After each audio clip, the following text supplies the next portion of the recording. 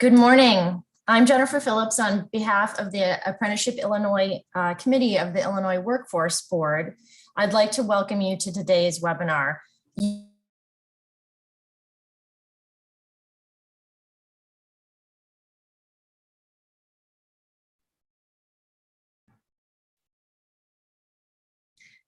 Jennifer, I'm so sorry for interrupting you, but your volume has gone out. Thank you. Okay, sorry about that. Good morning. I'm Jennifer Phillips, and on behalf of the Apprenticeship Illinois Committee of the Illinois Workforce Innovation Board, I'd like to welcome you to today's webinar, Youth Apprenticeship, Supplying Illinois' Talent Pipeline. This webinar will be recorded and is available with closed captioning. Your lines are muted now, but we hope to take some questions at the end. Feel free to put questions in the chat. This is the fourth of 5 webinars hosted by the Apprenticeship Illinois Committee as part of National Apprenticeship Week in Illinois. National Apprenticeship Week is a nationwide celebration that brings together business leaders, career seekers, labor, educational institutions, and other critical partners to demonstrate support for apprenticeship. If you missed one of the webinars earlier this week, the recordings and the slides are available on our website, which we will post in the chat momentarily. The Apprenticeship Illinois Committee is part of the State Workforce Board and focuses on 4 strategies: expanding apprenticeships geographically and to new industries, increasing diversity, equity, inclusion, and accessibility in apprenticeship, formalizing statewide apprenticeship coordination across state partnering agencies, and growing statewide capacity to provide apprenticeship opportunities to job seekers and businesses. This week, there are over 40 in-person and virtual events happening statewide, plus several national events. The governor issued a welcome to National Apprenticeship Week and a proclamation, and 14 cities have also issued proclamations. There's quite a bit of energy and momentum around apprenticeships in Illinois this week and every day. Please check out the website for more details. We are thrilled to have such an esteemed panel this morning, and I'd like to introduce our moderator, Andrea Messing-Mathie. Andrea is the Director of Jobs for the Future Center for Work-Based Learning and Apprenticeship. She's a leader and an expert on work-based learning and apprenticeship nationally, but also here in Illinois, as she formerly worked for NIU's Education Systems Center. She recently published Youth Apprenticeship in Action, Principles in Practice, which we will put in the chat momentarily. She's been an active contributor in the Apprenticeship Illinois Committee's work group for youth apprenticeship. Thanks for being here, Andrea, and I'll pass the baton to you. Good morning, everybody. Happy National Apprenticeship Week. Jennifer, you're driving the bus on these slides, so I'm going to have you just move forward a little bit if you don't mind. Can go one more. So welcome to our Youth Apprenticeship in Action. So we're talking about supplying Illinois' talent pipeline. We are anchoring this conversation today in the report that Jennifer mentioned, the Youth Apprenticeship in Action, Principles and Practice. And just really quickly reintroduce myself, Andrea Messing-Mathie. I am the Director in the Center for Apprenticeship and Work-Based Learning at JFF. And as Jennifer mentioned, formerly with Education Systems Center in Illinois, I am sitting here in Chicago. It is very sunny. I had to close the blinds because the sun is streaming in. So I'm very grateful for that in November. I want to give our panelists a chance to introduce themselves as well. Sarah, can I pass it to you to introduce yourself? Sure. Hi, everyone. I'm Sarah Chapman. I'm the Career Coordinator for Woodruff Career and Technical Center with Peoria Public Schools in Peoria, Illinois. Happy to be here. Thank you, Sarah. Kathy, how about you? Good morning. My name is Kathy Wicks. I work at High School District 214 as the Partnership Manager and the Apprenticeship Program Supervisor. Thank you, Kathy. And Marissa, can I ask you to introduce yourself as well? Hi, I'm Marissa. I'm the apprenticeship and Nice to meet you, Marissa. And Karen, can I ask you to introduce yourself as well? Sure, I'm Karen Sullivan. I'm an Assistant Regional Superintendent for the DuPage Regional Office of Education. Happy to be here. Great, thank you so much. Can I have you go forward 2 slides, Jennifer? Thank you. So you already know my name. I'll tell you a little bit about my work. I do a lot of things, but my anchor of my work is really focusing on building systems that help young people figure out their way and their why. And I always think about my first job. And my first job, my first real job where I got a real paycheck, and I was a W-2 employee. I was a cook at Pizza Hut. And I was a daycare center assistant. So I want us to think just for a second. You can take a second, introduce yourselves in the chat box, and just say what your first job was. I would love to see kind of along the chat, kind of where we all started, right?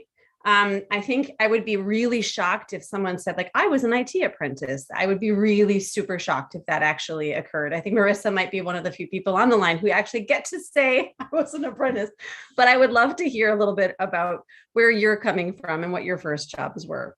So while you're doing that, I'll talk a little bit about what's kind of anchoring our conversation today, and then we'll transition to having a good conversation with our panelists. Jennifer, can you go forward one slide?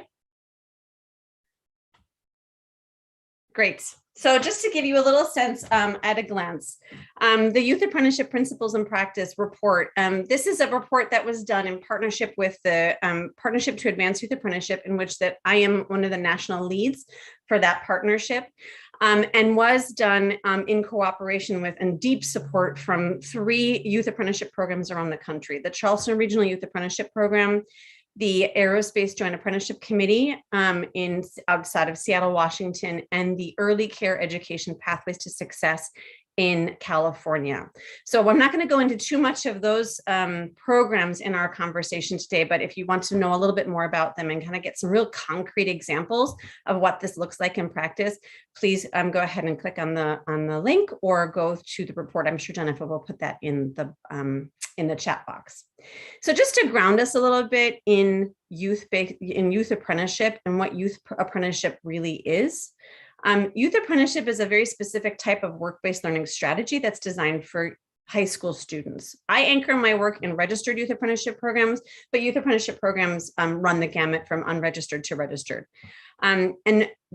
Youth apprenticeship programs have all the requirements of adult programs. They have many of the characteristics of traditional apprenticeships, but they leverage the time and the structure of high school as part of that pathway to high quality career and connection to post-secondary education. So I just want to ground us that we're not talking about something massively different. We're just talking about taking some of what happens in a traditional apprenticeship and moving it into the high school space.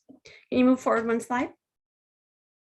So I want us to really anchor in how we think about work-based learning matters, because people use the term apprenticeship and work-based learning in a lot of different ways, but we really want to think about kind of learning that happens connected to the world of work.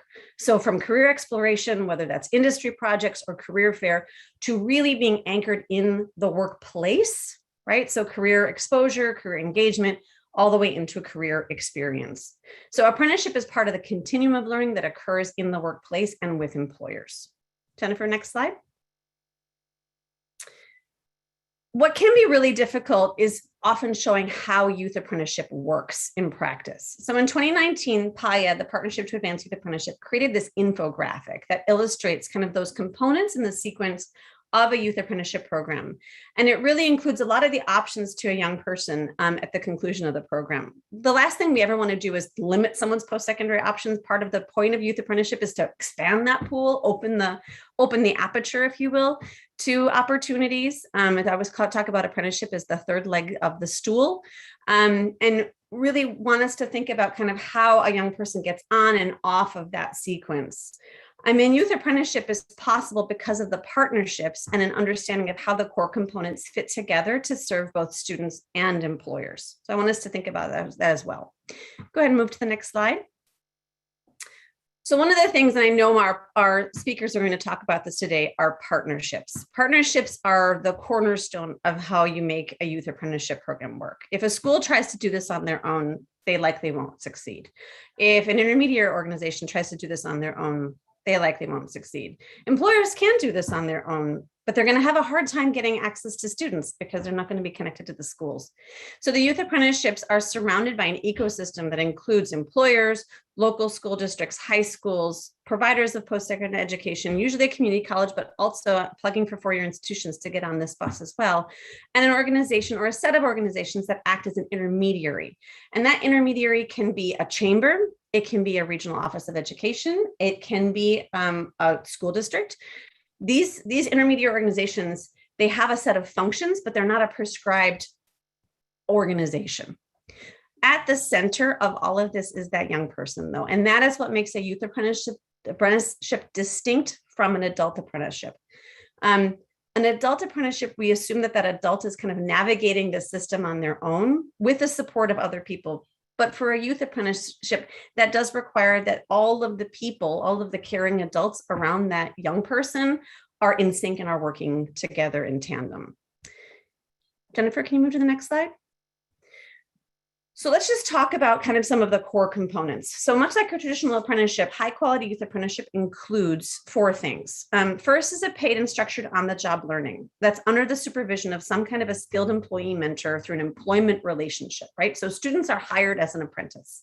They're hired, this is a job, this is part of their career. It's also related classroom-based or technical instruction that's connected to that on-the-job learning. There's also ongoing assessment against some kind of established skills or competency standards, some way for us to say like, yes, you're getting better at this. Yes, you're getting better at this. And we have a way of assessing and telling the student and the employer that they're doing that. And then also that it results somehow in some portable industry recognized credential and post-secondary credit. So those are kind of some of our anchors there. Youth apprenticeship is also an important strategy. You can go back one slide. It's also an important strategy for building a more inclusive economy, right? It's the local economy by creating affordable, reliable, and equitable pathways from high school to good jobs and college degrees. The point of youth apprenticeship is not just to get a student a job, right? As we looked across our chat box, we saw a lot of jobs, right? But probably not a lot of launching into careers. Youth apprenticeship really is a strategy that's intended to teach a wide range of knowledge and skills that are specific to an industry area that a young person can use to move into a successful career, or in some cases, and this is not a bad thing, to identify like, hey, that's not something I actually want to do. If you spend 2 years in a health science apprenticeship at the age of 16 and at the age of 18, you're like, yeah, that's not for me. I think it's better to figure that out at 18 than at 28. I'm just saying. So I think that we always have to think about, there's nothing lost there, nothing lost in the equation of having a young person kind of try things out and apply their learning in a hands-on, skill-based fashion that allows them to kind of flex what they've learned in the classroom. Youth apprenticeship was and is intended also to serve employers' needs, right? We don't want employers to do this as part of a community service program. We want this to be part of an employer's long-term hiring strategy, something where they're looking forward and they're saying, I need to build a connection with young people so they understand what I'm doing. And I need to make sure there's a pipeline of people that are interested and excited about the work that we're doing here. So a youth apprenticeship promotes strategies that involve multiple employers, leverage industry-wide standards, and create connections to education and employer partners. Next slide, please. So this is one of the graphics that are in the report. And I'm just going to briefly touch on this because I think it's really important for us to note where the core components are connected here and how the young person really sits as the center of this. That helix of combined lines there is really the combination of the on-the-job training and the related technical instruction. Those two things have to happen in tandem or have to happen somehow together so that there's a connection between what students are learning in the classroom, what they're doing on the job, how that translates to where they'll go at the end of this, right? And how that's connected to where they came from. So I want us to really think through as you're planning a youth apprenticeship program or as you're thinking about like, ooh, I think I could do this. Think about how you would leverage your existing resources or build onto new resources to create that kind of a pathway for students so that it's really clear kind of what they're getting into and for both students, families, teachers, counselors, and employers. Next slide, please. So one of the things I want us to kind of anchor into is these kind of quality principles. And I'm going to just briefly touch on them because I think this is really important for our panelists kind of to anchor into. High quality youth apprenticeship is a concrete shared goal that helps us kind of take something like this. Career pathways is a great idea, and youth apprenticeship is a really actionable way to kind of see that through, way to operationalize what are some really concrete and good ideas. So to ground partners in the development of those high quality youth apprenticeships, PIAS national partners, we developed a set of guiding principles, and those guiding principles are structured to be both practical and aspirational, right? So along with the self-assessment tool, and all those links are in this slide deck, and that those principles can help communities kind of leverage their best assets to support the programs that make the most difference for families and students. Can you move on to the next slide?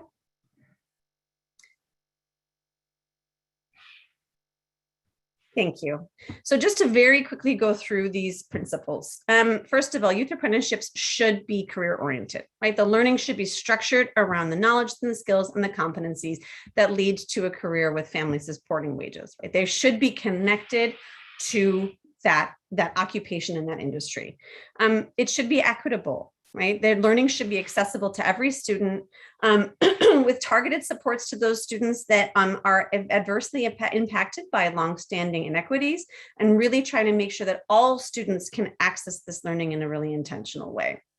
The learning should be portable, right? This should not be something that's designed for one specific employer, but it should, the learning should connect to some kind of post-secondary credential and transferable college credit that somehow expands options for young people.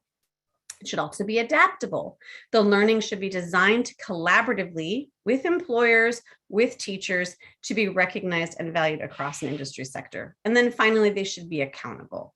So students, employers, program outcomes are monitored using some kind of transparent metrics so we all know what we're trying to accomplish to support improvement. It's a really important piece of the puzzle. And so those are the principles. These principles define the quality characteristics that are required to really adequately serve all of the stakeholders in youth apprenticeship. And we think back to that partnership triangle. There's a lot of stakeholders at play, but above all, it should serve the learners that are in the center of this and the outcomes that can be used to measure that success. So I want to kind of stop sharing the screen now. I just wanted to kind of ground us in some of the work that we're trying to accomplish, and want to really think about how we apply some of these, or how some of these are applied in kind of our work in daily lives. We want to set the stage. So what I would love to hear a little bit from each of my participants, kind of what do you see as kind of the promise of youth apprenticeship in your community? Karen, can I start with you?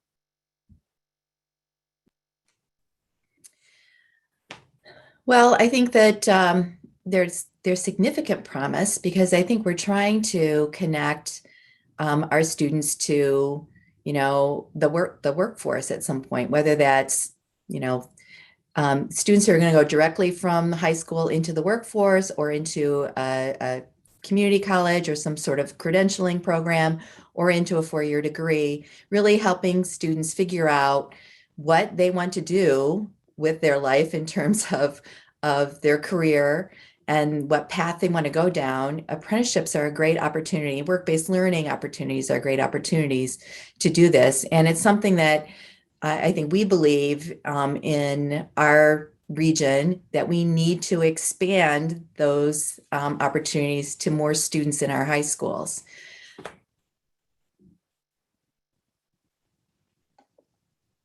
I put myself on mute. Kathy, how about you? I know that District 214 has been at this for some time.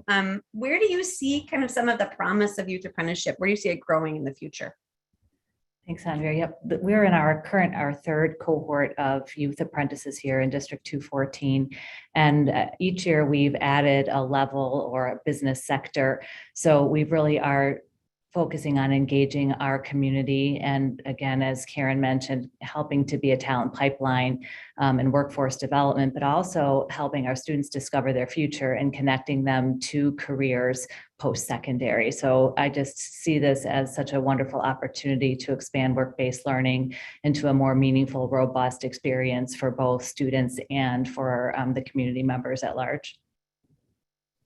That's great. I'm going to kind of pin on something that you said, expand workplace learning and those opportunities. Sarah, can you speak a little bit about kind of how Peoria Public Schools and how you're looking at how you're expanding that work-based learning continuum for the young people involved? Sure. Yeah, here in Peoria, we are also in our 4th cohort of offering pre-apprenticeship opportunities to juniors and seniors in high school. And what I love about it is it gives students options. It gives them the chance to do some career exploration, earn some professional development certificates, and get some real hands-on work-based learning. In our case, we are a very low-income district, and a lot of our students just don't know what they don't know yet. And so this gives them a chance to explore, try something out, learn what's for them, and see that they do have opportunities in their future, whether that's college, apprenticeship, career, part-time or full-time work. We can give them a skill where they are able to put themselves through college because they're able to work on the side. Maybe they've earned a certificate, a credential, or a license while they're in high school. Just giving them options for their future has been really rewarding. And I like seeing that promise for them, after high school, secondary. That's great. And Jennifer, I'm going to actually have you take those down just for a second, and then we're going to come back to them because I'd actually love to hear from Marissa. Marissa, can you tell us just a little bit about kind of what the apprenticeship, but being part of an apprenticeship has meant for you? I think being a part of the Apprentice taught me a lot, especially like in the field I chose. It really like made sure because I never thought I would be like in the real world like situations and like deal with the things I do. So I think it taught me just how to work with people and just like a better chance to like further my career. Can you tell us a little bit about the field that you're in or the work that you're doing? Yeah, I work at Greek American nursing homes and I work as a CNA there. What do you like the best? I think it's the people because like their stories and they've been through so much life and I just like hearing the stories that they tell me. Do you feel like this is a completely different than what you thought you would be doing right now? Yes, 110%. Yeah. So I'm going to come back to you because I think that's a really important thing. Like just kind of giving a little bit of voice to that, I think is.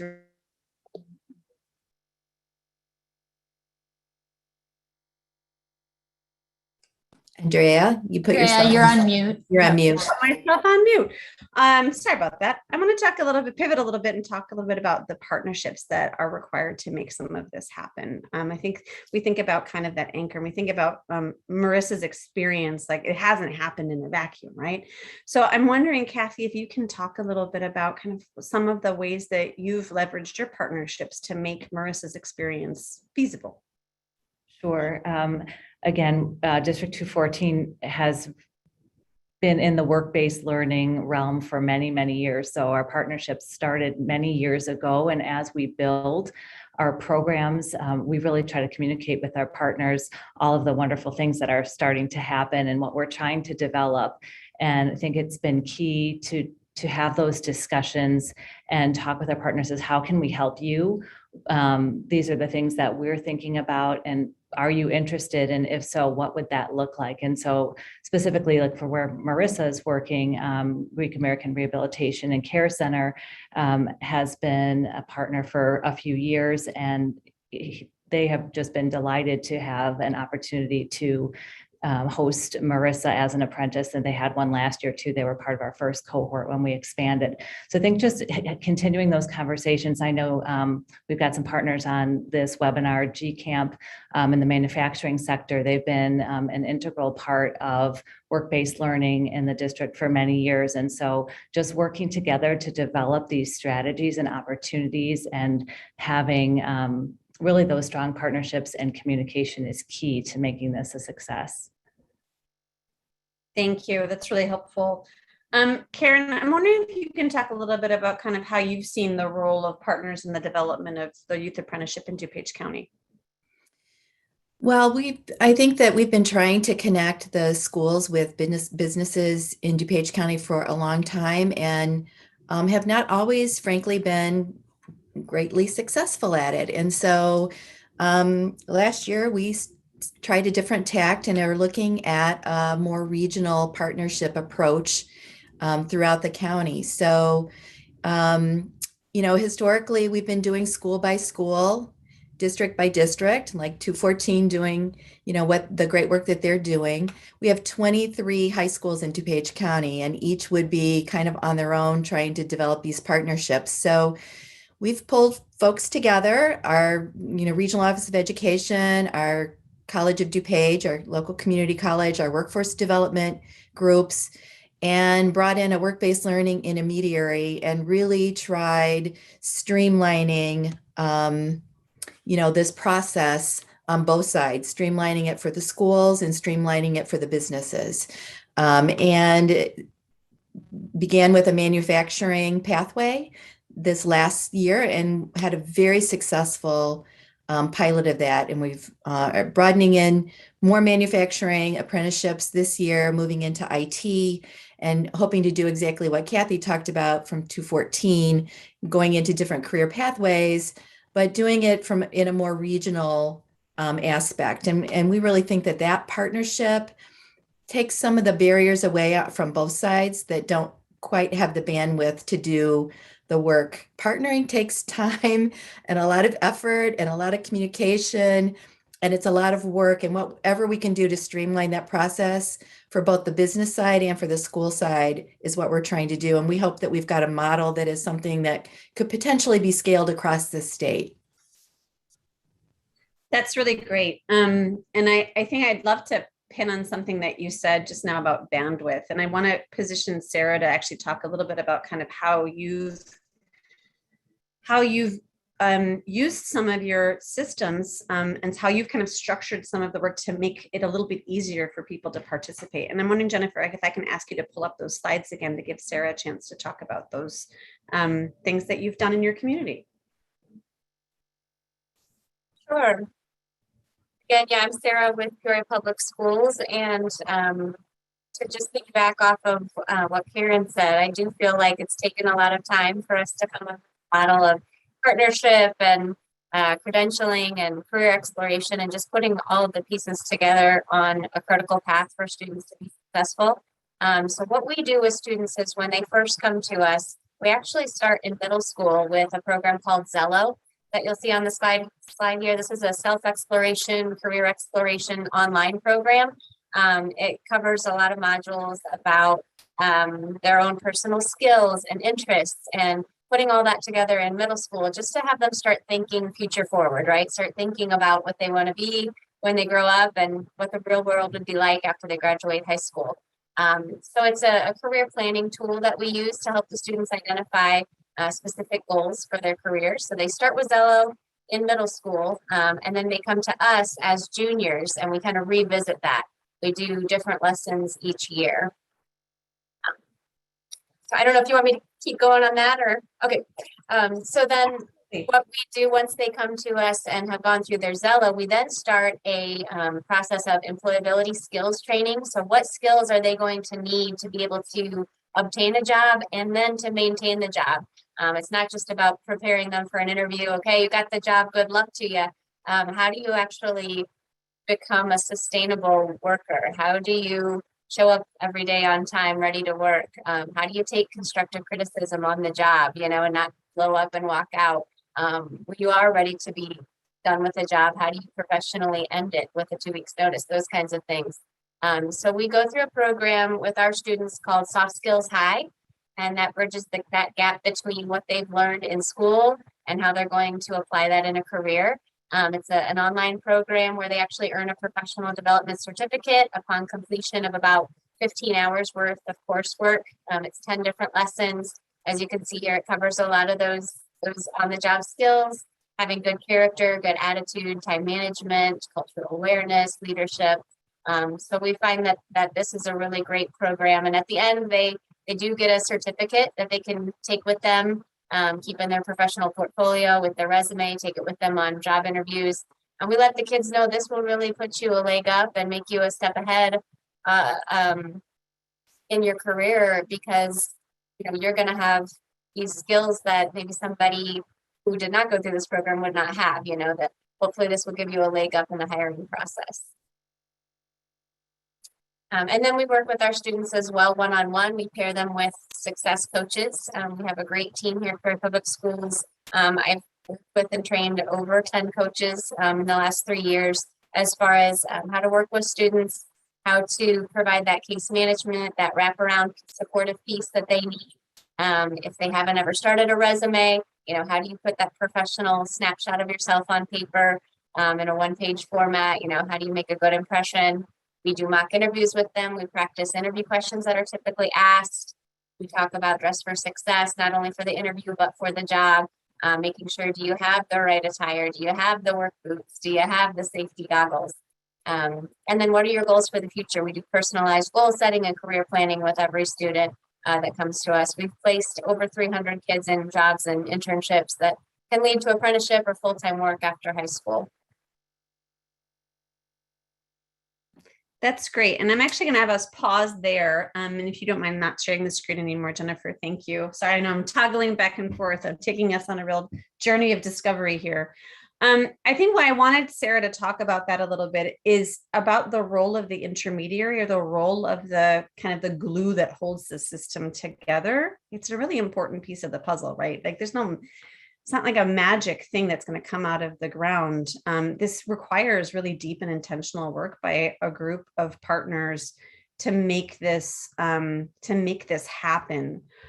What's something that, and I'll position Kathy to answer this first one. What's something that you want employers to understand about working with young people? I think that's your role, the intermediary. I think you play a really distinct one, but what is something that you really want to make sure employers understand? That's a great question. I think what I've found in conversations with employers is they're really amazed at the career pathways and what that brings to high school. Because comparatively, we all think of our own high school experience.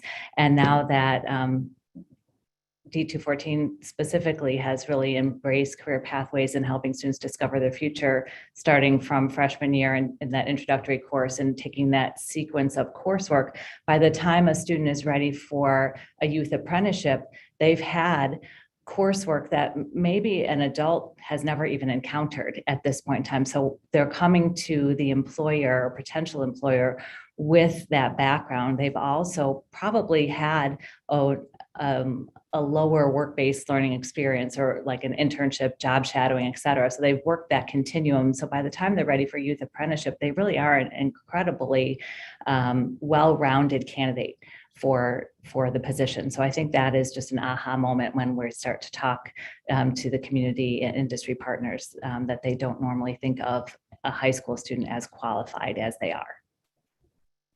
Karen, how about you? What's something that, given the role you play in the system, what's something that you want employers to understand? Well, I will echo what Kathy said, because we heard that when we had some of our employers saying things like, I didn't know a 17-year-old could do that. So we've heard that as well, Kathy. But I think I would want employers to know that we have common interests. We have an interest, as they do, of a robust talent pipeline for their jobs. We have a common interest in what Sarah talked about in terms of employability skills or essential skills, or whatever name that we want to use them. Schools are working on those. We are working on helping our students with communication skills, with, collaboration skills, with showing up to work on time skills, all of those things that we have a lot of the same kinds of interests, and that we, need to work together. And in some cases, I think that there are things that the employer side could help us with in terms of trying to get our community, our parents, our government officials, et cetera, to help break down some barriers that we have to make these kind of opportunities work for our students, for our schools, and for our business community. Yeah, it's really important. Sarah, kind of given the structure that you've put around this, what's something that you want employers to understand about your students or about the work that you're trying to do? Yeah, I agree with Kathy and Karen that it's really a partnership, and it's really something that I try to approach with employers as a win-win. This is a win for you. This is a win for our students. This is a win for the future of the workforce. When you take the time to really invest in a student and mentor them, come around them, train them, it's going to make your business better. It's going to make our future workforce better. You know, we have 16 different career pathways. You know, one of them is barbering. You know, we want to make every profession stellar, right? You know, whether it's cutting hair or whether it's, you know, engineering or manufacturing or horticulture or being a CNA like Marissa, you know, in health occupations. Whatever we do, we want to do it with excellence. We don't want to just ask an employer to take a student that's going to replace a worker for them. We have had those learning moments along the way where some employers just think, oh, great, this is free help. You know, a grant can pay for us to have somebody to be a custodian and take out the trash and sweep up and answer phone calls. And it's like, no, that's not what we're asking. We're really asking for a partnership where we can all come around these young people, and it's the next generation of our workforce. And like I said, train them and make sure that they are in a great position to become a full-time employee for you. And we've found that those ones that really do take their time and take the students under their wings for, you know, 6 to 12 months, they've got somebody then that is trained in the way of their business and their shop, and is going to really be a better long-term fit for them. It's really important. I'm glad you mentioned all of those points. And I want to actually ask Marissa, what's something that you think is really important for businesses and employers to understand about young people and how they're coming into work? I would just say like communication, because like what is so easy for another CNA might not be like as easy for me, because I just don't have the history of being a CNA for the 2 years, or even just knowing the residents could even be a difficult task because I'm new, so they're not as comfortable with me.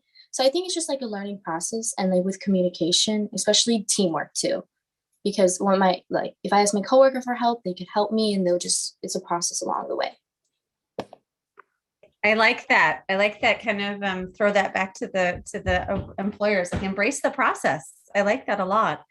I want to actually pivot a little bit to uncovering, and I don't want to spend too much time here, but uncovering a few of the barriers. Like, what has been something that's really kind of put up a wall for you as you think about how this might expand, how you might expand youth apprenticeship in your community? Karen, can I pivot to you?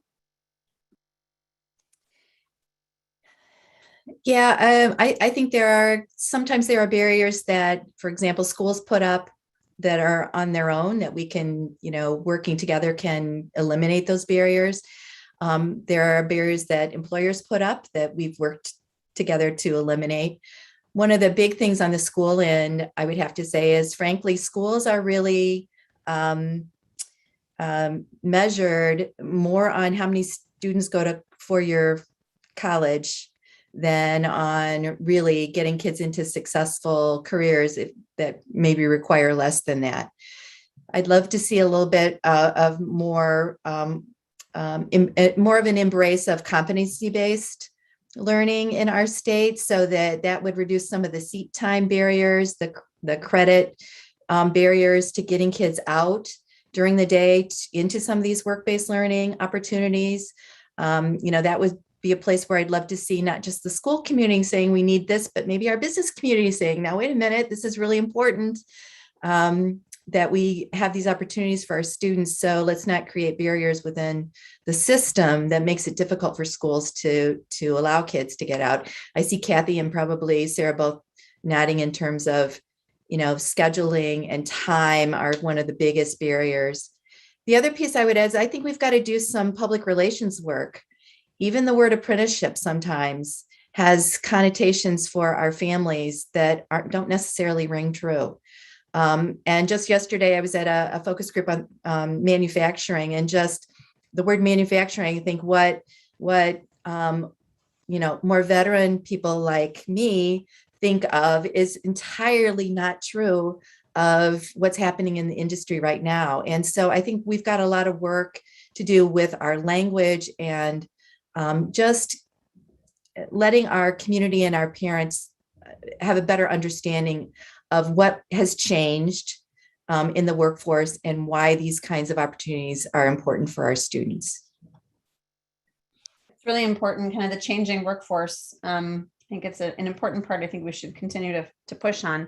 But Kathy, I'm wondering if I can pivot a little bit to you. You've had kind of 3 years under your belt now. You've had a longer exposure to kind of career pathways. What are some of the barriers that kind of either keep coming up or maybe new ones, right? We've just come out of a pandemic. Maybe are there new ones that are now blooming? First, thank you, Karen, for speaking so eloquently about these challenges that I think we all face when we're trying to implement a youth apprenticeship program. I would say coming out of the pandemic we're grateful for that, because it was really tough last year to launch more out into the community. D214 did start our program kind of in-house. We were the employer. And so as we branch out to external employers, I think that has broken some barriers, because we can really speak to the successes we've seen, and we've built some support systems and processes around the program based on the needs that we felt as the employer. So we can go to employer now and say, these are the supports we have around this. Some of the barriers have been in the past, scheduling, as Karen had said.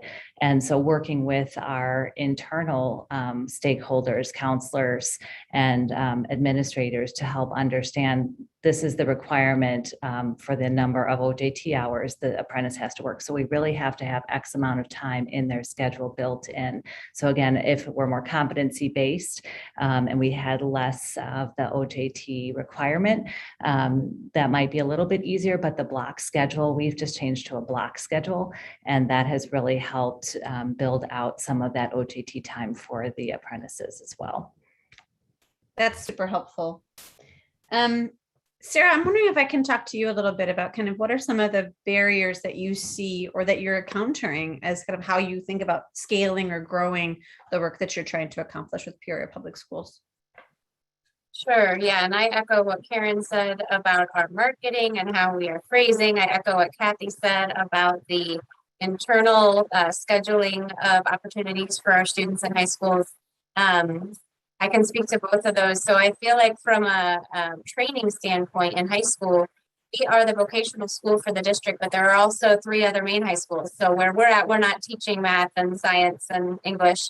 The students actually have to choose to come to Woodruff in a block, either morning block or afternoon block. And so it's just that language of, you know, Woodruff is good for you whether you want to go on to college or career. It's not just for kids who aren't college bound. You know, coming over here and earning a credential is going to help you on college applications. It's going to help you with employability skills. It's going to help you in every step of your life. So this is just getting our district, our counselors, our teachers, our parents on board with what technical training, career and tech ed can do for students.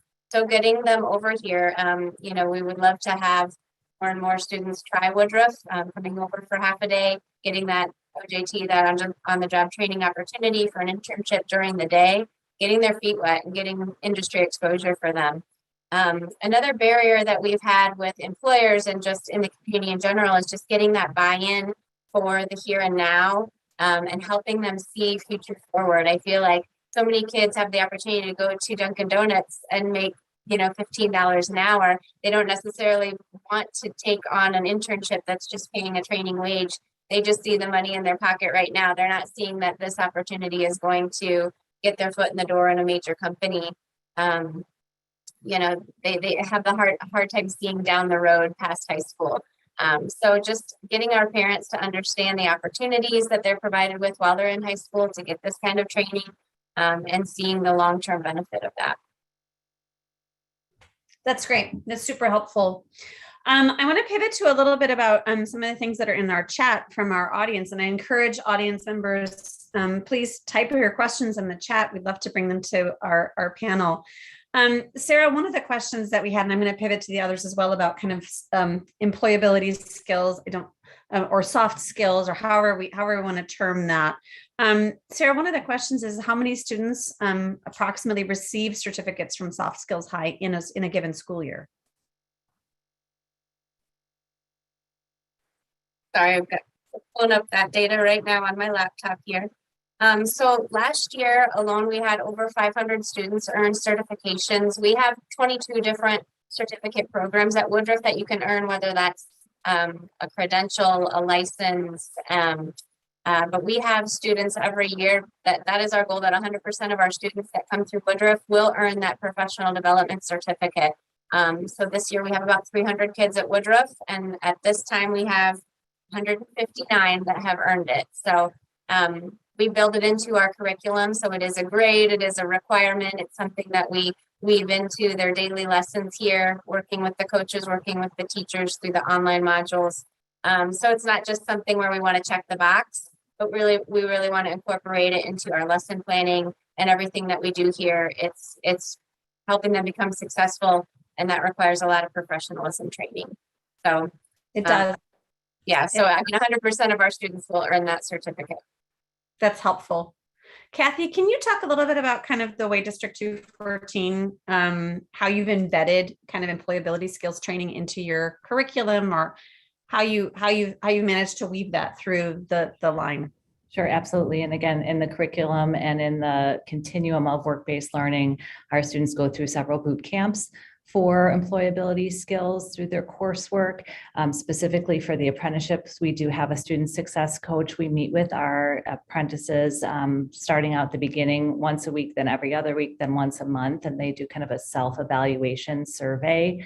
We also do the same with our employers, and through those conversations and those surveys, we kind of tease out some things that might be occurring currently in the workplace, that may be a challenge like scheduling, or a communication challenge with an email, or what have you, and really kind of pinpoint how that apprentice can be successful solving that skill. So we kind of coach them through in real time some of the challenges.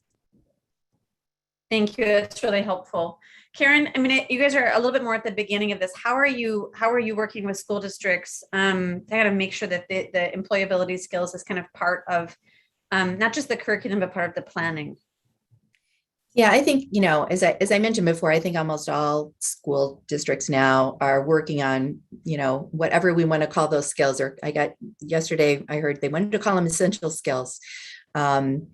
But also in our process, that's part of the work that our work-based learning intermediary does with our students, in terms of just exactly what Kathy talked about, some pre-assessments, self-assessments that happen both by the student and by our employer, and then those periodic assessments. And if there are areas that we see that students need work on, then that's where we, trigger those kinds of skills training. But it's kind of a 360 process where we have the whole thing laid out for the apprenticeship. But that's really where our intermediary has really helped us out on that end.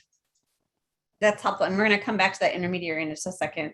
But I actually want to ask Marissa, as you think about kind of those, I don't call them essential skills or employability skills or career readiness skills or soft skills, we have so many terms for this. If you think about kind of what you learn in the classroom and then what you're learning at the job site, do you feel like there was a good connection between the two? Do you feel like you're getting some different skills that you might not have gotten if you had just kind of had a traditional kind of education? Well, when I did my CNA course, it was online during COVID. So everything kind of was different. I feel like I got a different experience because like when I did my clinicals or when I did my skills, like whether it was brushing teeth, like I did that on like a stuffed animal, or I did it on my family, like it was kind of different. So I think it was like the same, but it was just different doing it on a real world person, because anything can happen. Like it's a different experience. But I think like the personal connections was definitely like there, and it was a nice process. Okay, that's really helpful. And I think I commend you for doing your learning online, sticking with it. And I think that's a really important piece of the puzzle. I want to ask you, before I pivot back to kind of our system developers, I want to ask you a little bit, like, what's something that you want your fellow students to understand about youth apprenticeship and about the experience that you're having? I think that it's overall a great experience, because I never thought I'd see myself doing this, and it's like furthering my career. So I say if like I can do it, anyone could do it. It's really possible, and it's like a nice chance to figure out if you want to do this or not, because just because it works for me doesn't mean it might work for everyone. So I think it's a nice foot in the doorway. That's great. That's super helpful. So I do want to ask kind of a big, hairy, scary question. As you think about, and I'm going to pivot to Karen first, as you think about where we're going with youth apprenticeship in Illinois and nationally, right? We're at the cusp of some real changes. We've been talking about youth apprenticeship since the early 90s, since I was in high school. So, this is not like it's not a new conversation, but I think we're seeing a shift in our understanding about what young people need. I think young people are being more vocal about what they need and about the changes they expect to see. We have a great resignation to deal with. We're dealing with a post-pandemic world. So as you think about your role in the system, like where would you like to see youth apprenticeship in Illinois in 3 years? Like, what do you need to make that a reality in your community? Well, I would like to see more support, I think, for a more regional streamlined system where schools aren't expected to do it all on their own, or businesses aren't expected to do it all on their own. That that's why I keep talking about that. What we think is the secret sauce here in DuPage has been this work-based learning intermediary that has worked with us, that has really helped schools focus on the things that they know best to focus on and help business focus on their things. And they're the glue that kind of puts us together. So I would really like to see a more systemic approach across the state in a way that makes sense, because what makes sense maybe in DuPage County doesn't make sense way downstate. So something that's regionally makes sense for that. And I think some of the barriers that we talked about in terms of really valuing these experiences. If we really value this for our students, then we need to set up our systems, like our accountability systems for schools and those sorts of things to reflect that value. Kathy and her work and Sarah, in their school districts should be getting great credit for what they're doing for students there. And not have it seen as something less than sending the kids off to a 4-year college, so I think we have to do that. And I think we have to also be better communicators about the value of these kinds of opportunities for our students with our parents and with the community at large. Thank you, Karen. Yeah, I think I heard we need more supports for the intermediary as the glue, right? That needs to be elevated. We need to value that. And I'll just add a little plug there. That support should not necessarily always be tied to student outcomes. Like sometimes you need the support to help, frankly, the grownups play in the sandbox together, right? Like they have to figure out a way to kind of work through some of those rough edges together. Kathy, I'm wondering if I can pivot to you a little bit. Like, what's your vision for what this looks like in the next 3 years? Not just at District 214, but what do you need to do your work better and to scale it? That's a great question. And first, I want to thank you and everyone who's been doing all this work to kind of bring all of the stakeholders together for apprenticeship. We've had some great committee meetings and talking about, what does it take to have a successful program? And again, as Karen said, something that is standardized and off-the-shelf library of competencies for each career pathway or each career cluster and the pathways within that anyone can use. So we're not recreating the wheel, and everyone has accessibility to the same resources, I think would be key. I also believe like communicating and being the bridge builder to employers and to parents and to students so they understand what this opportunity really means.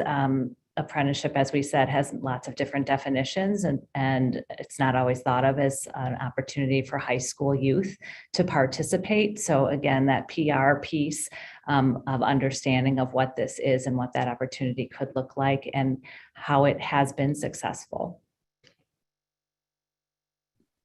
That's helpful. So we need to be bridge builders, again, better marketing, better PR, right? The word apprenticeship, it needs to be remodernized, right? We keep trying, we keep trying, but it needs to be remodernized, and we need to kind of throw that out there. Sarah, can I pivot to you a little bit? Like, what's your vision? What do you need from the state, from the country to do your work differently? Sure. Yeah, I feel like it's the partnerships, it's getting everyone on board. It's not just a few of us doing it, right? Like Kathy said, it's got to be the parents, it's got to be the teachers, it's got to be the coaches and the mentors. I think it's process, I think it's flow, I think it's more exposure. When we talk about the pre-apprentice level in high school, I think just getting everybody on board about earning industry recognized credentials, right? So it starts there, and it starts with the in-classroom learning and the hands-on. Then I think it's the exposure of getting the kids out and going on those field trips or those employer tours and going through a business and just helping them see what they could do with their hands, with their skills. It's giving them more job shadowing opportunities, whether that be a once a week or a short term, and then like just the process of helping that build. So they go out, they go on a tour, they think, oh yeah, I want to work here. Let me come and job shadow for a month, and then let that turn into an internship. And then once they graduate, that internship that maybe they've done for 6 months can be the connecting piece that will get them right into an apprenticeship. I just think the kids need to hear it more. I think they need more buy-in from all of the people in their life, not just, hearing it from the career coordinator or the success coach. They need to hear it from the parents, from their teachers, from the administration. This is the way to go. And then helping them make those connections happen after they graduate. One of our programs here, our construction program, if they are in our work-based planning construction industry program, it's a 1-year program at Woodruff, but it gives them 6 months in the local carpenters union. So if they decide to go on and become an apprentice, what was maybe a 2-year program is now only an 18-month program because they had the experience doing career and tech ed in high school. So I think we need to create more processes like that makes it easier for kids to make this choice to go into apprenticeship. Thank you, Sarah. That's super helpful. So I'm actually going to give Marissa the last word. Marissa, I'm just curious, and I know I'm asking like these big vision questions, right? But if you had a younger brother or younger sister or a cousin, like what would you want this to look like for them in the future? Like what would you want to change about the high school experience or to grow, given your apprenticeship experience? Like what would you want this to look like for somebody else?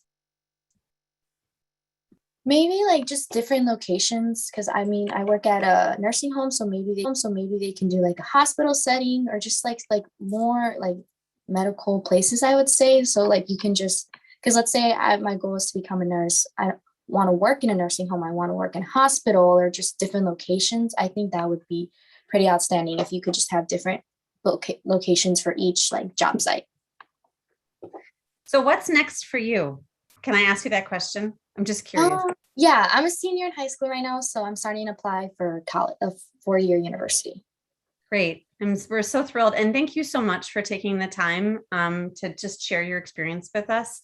And Jennifer, you can put the slides back up. And I just want to thank Kathy and Sarah and Karen as well for sharing their insights and their time, and for all of the folks that are presenting. This is really important work.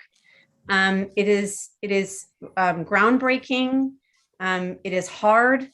It's hard to convince people that partnerships matter, but they do. And if you do have any questions, you're always welcome to reach out to me. I think my email is on here somewhere. If not, I'm easy to find. You can also just reach out to Jennifer to find me, and I'll pivot back to Jennifer. And thank you so much. Thank you. Thanks, Andrea. Thank you, Karen, Kathy, Marissa, and Sarah for such a fantastic conversation this morning. There's so much promise and so much potential in terms of systemic momentum. Just to close out the webinar, thank you all for joining us this morning. This is a messy slide that you're seeing, but many people have asked about the links that were put in the chat. There is a PDF that we tried to attach in the chat, but it will be up online later this morning, as well as the recording. And all of these resources are there, including some of the resources that our panelists have shared about other states. There's one more day of Apprenticeship Week in Illinois tomorrow. I put the website for Apprenticeship Illinois in the chat. It's a great resource. The committee and the Youth Apprenticeship Work Group has big plans for the first quarter of next year to get a youth apprenticeship one-stop website, a web page on this site. There is one more webinar this week. Tomorrow's Build Your Future Workforce Meet Illinois Apprentices will focus on spotlighting 4 more apprentice stories. If you missed any of the webinars, the recordings and all the slides and info packets are up online. And the committee has been, starting in September, we've been sending out a monthly email update, and there's a sign up page online if you're interested in getting that. So again, thank you everyone for participating today. We'll make sure to get all the information up online, and have a great rest of your National Apprenticeship Week. Thank you, everyone. Thank you. Thank you. Thank you.